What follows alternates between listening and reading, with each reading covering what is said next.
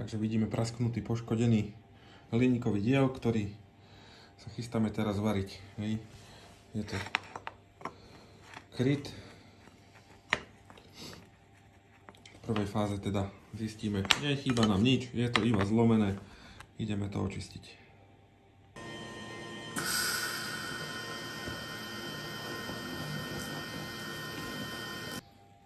No, takže diely sme očistili laserom, trošku som to okefoval kartačom, aby som to zbavil nejakých dodatočných mechanických nečistôt. A v podstate sú presné, čiže takto očistené diely môžeme pustiť do zvárania.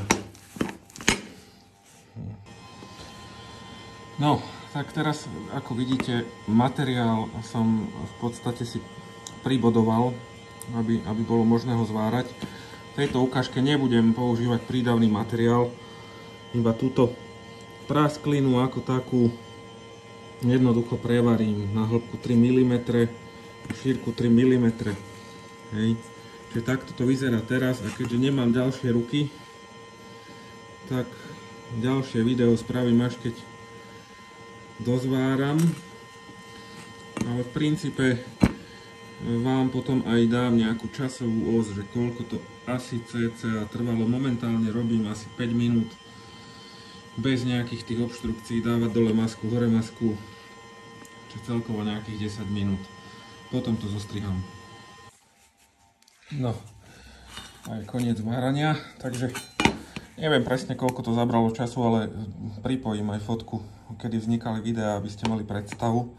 Takže akokoľvek to pôsobí čudne, ale nepridali sme ani miligram prídavného materiálu, bolo to zvarené priamo bez akéhokoľvek prídavku. Je tu vidno zo pár nedokonalostí, kde by si pýtalo obnoviť túto drážku, čiže v podstate nejaký materiál odobrať, možno túto naopak nejaký pridať, kde by si to pýtalo pridať určite. A tuto pozerám, sú ešte nejaké pory, takže s tým by sa dalo ešte pohrať, ale v princípe ide o nejaký taký ukážkový zvar.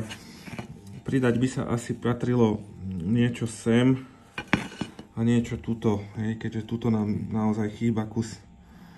A takisto aj tu, hej. Takže, ale pre ukážku to myslím stačí. Tieto pory prevárať nebudem, hoď by sa to dalo, ale je to jednoduché ukážkové video. Takto vyzerá zvar bez pridaného materiálu. Pokiaľ by sme tam pridaný materiál dali a vybrúsili to, tak by to vyzeralo prakticky skoro ako nové.